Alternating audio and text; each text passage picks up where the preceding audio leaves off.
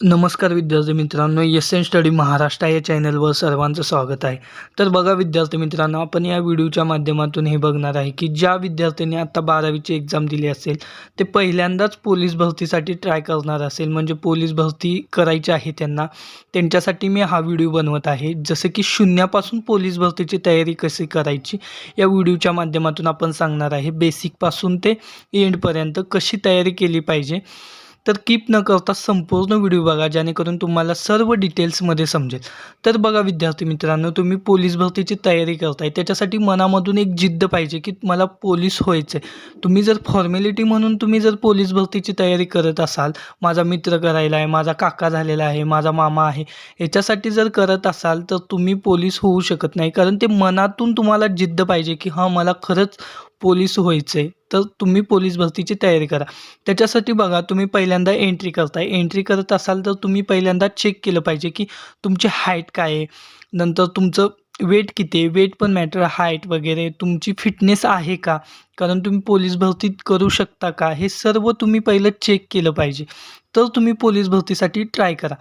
तर बघा विद्यार्थी मित्रांनो, तुम्ही ट्राय करत असाल तर तुम्ही पुढे ॲडमिशन, म्हणजे ज्यावेळेस तुम्ही फर्स्ट इयर BCA कशालाही घेत असाल तर तुम्ही पोलीस भरतीसाठी ॲडमिशन बंद ठेवू नका.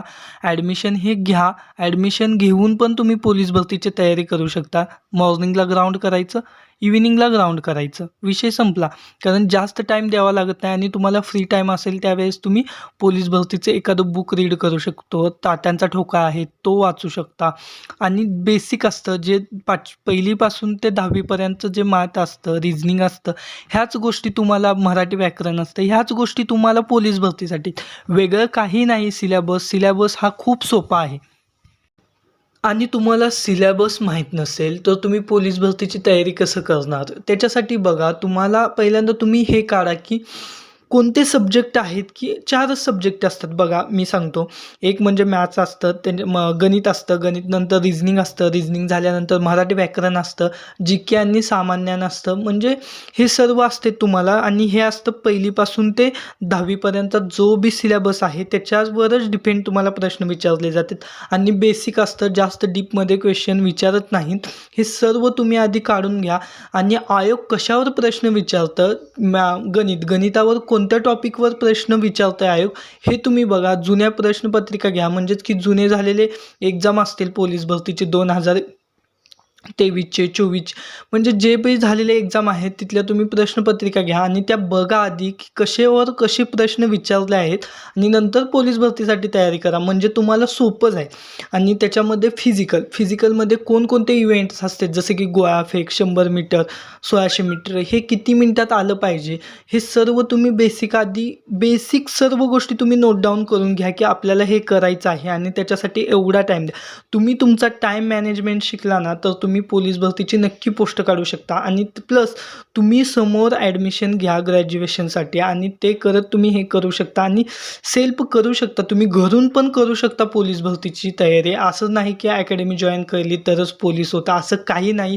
पोलीससाठी फक्त बेसिक असतो, बेसिक सिलेबस असतो, त्याच्यामुळे काही अवघड नाही पोलीस भरती. तुम्ही जुन्या प्रश्नपत्रिका घेतल्यानंतर तुम्हाला समजेल की किती अवघड असतं आणि किती सोपं असतं. ज्यावेळेस तुम्ही बघाल त्यावेळेस तुम्हाला समजेल. त्याच्यासाठी तुम्ही जुन्या प्रश्नपत्रिका घ्या, फिजिकलचं चेक करा, कोणी तयारी करत असेल त्याच्याकडून तुम्ही थोडीफार माहिती घ्या. जो पोलीस झाला असेल तुमच्या रिलेटिव्हमध्ये, कुठे जरी झालेला असेल तर त्यांच्याशी संपर्क साधा, ते काय सांगतात बघा.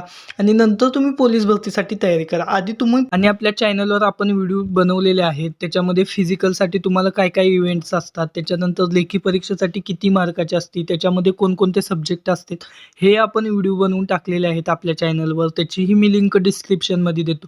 आणि तुम्हाला अजून काही डाऊट्स असतील तर आपल्या कमेंट सेक्शनमध्ये नक्की विचारा, मी त्याचाही रिप्लाय देण्याचा प्रयत्न करेन. आणि आपला एस एन स्टडी महाराष्ट्र हा चॅनल नक्की सबस्क्राईब करून ठेवा, कारण अशाच नवनवीन व्हिडिओसाठी आणि पोलीस भरतीच्या ज्या बी अपडेट असतील ते लवकरात लवकर तुमच्यापर्यंत पोहोचतील. तर व्हिडिओ बघितल्याबद्दल धन्यवाद. थँक्यू.